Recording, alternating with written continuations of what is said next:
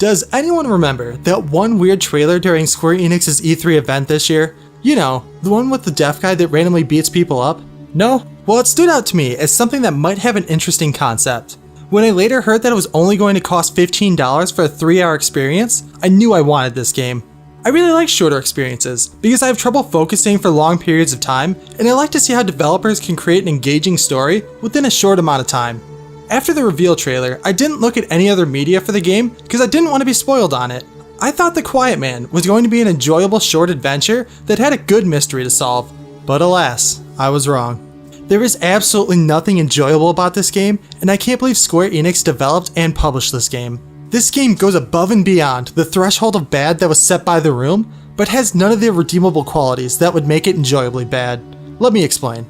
You play as a kid named Dane, and the only thing you know about him is that he's deaf. He's portrayed as this tough guy that doesn't need help from anybody, you know, because he's so cool.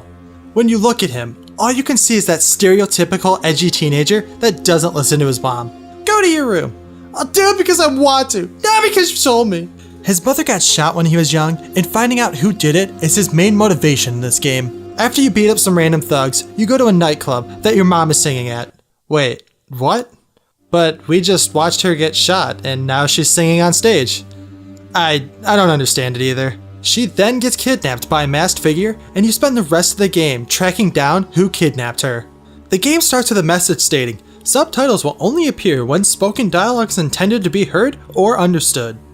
Huh, that's funny, because you only hear dialogue during the first minute or so, and then it's quiet during the entire rest of the 3-hour campaign.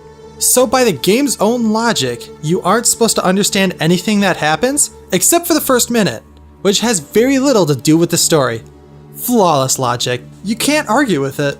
This game went above and beyond to try to set itself apart from everything else coming out by including live action footage of the characters in the game. I will say that the beginning transition from live action to CGI was pretty cool the first time I saw it. Even though this game is a train wreck, it does have 2 cool parts to it though. The menu system does a good job of showing you the controls, and I like the main character's hair. What? It's not like I'm biased or anything. The control menu shows you what each button press does by showing the action performed through the use of neon signs. The controls are very basic. Square is a light punch attack, triangle is a heavy kick attack, and X is the dodge button. And that's the ins and outs of combat. Speaking of, the combat is just laughable in this game. This is because the majority of the problems with combat stem from the awful collision mechanics in this game. The only hits that actually register correctly are the ones that you throw, and half the time you're punching through the enemy. When you try to do a finisher move, the game just randomly places you where it wants to, leading to hilariously bad occurrences. That's not my capture card freaking out, that's how the game actually runs. The bulk of the enemies you fight are character designs that are used multiple times throughout the game, and apparently it's the only street gang on Earth that doesn't use guns, a machete here and there, but nothing else. While in combat, the enemies just stand there, waiting to get their asses kicked by a 14-year-old boy. If you're focusing on an enemy, then they have absolutely no chance to counter your attack, and they just accept their beatdown. The only thing that is worse than the fights are the transitions to the scenes following them. It feels and looks like the game has no idea how to smoothly transition to the next scene. It just sharply cuts, resulting in a blurry and unpleasant sight. You might be thinking that a game made by the company that has made games like Final Fantasy VII and Tomb Raider might be able to use the unique deaf mechanic in a creative storytelling way, right? Well, if you've made it this far in the video, you already know what that answer is going to be. It's like watching a mystery movie, but your TV is muted and the subtitles are off. You know, because they're only intended to help you understand the story.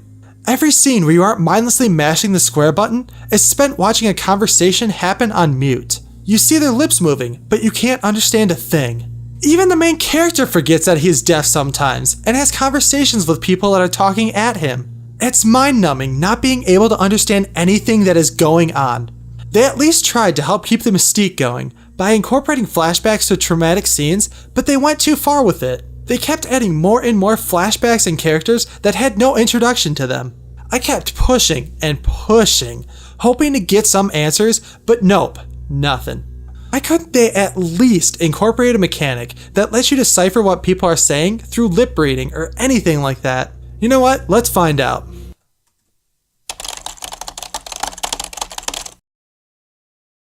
No. For the love of God, no. A week after release, the developers are going to release an answered version of this game, which basically just turns the sound on. So that means I have to play through this entire game again? No. No! Anything but that. No, I'll do anything, please. No, no, no. I'd rather play Rochambeau without ever getting a turn. But hey, I'm in it this far, so tune in next week. This game is the definition of an unfinished product, and it will forever be tainted as such. I made sure to look through the credits, and yes, there was quality testers. This game should not have been released anytime this next year. Well, that's only if they wanted to release a quality game, of course. I just don't get it though. I can't think of any reason why Square would push this turd out before it was done brewing. They have plenty of big name titles coming out soon, and there was nothing to gain by releasing it in this condition. Guys, thank you so much for making it to the end. I know this is a hard video to watch because this game sucks so bad, and wait.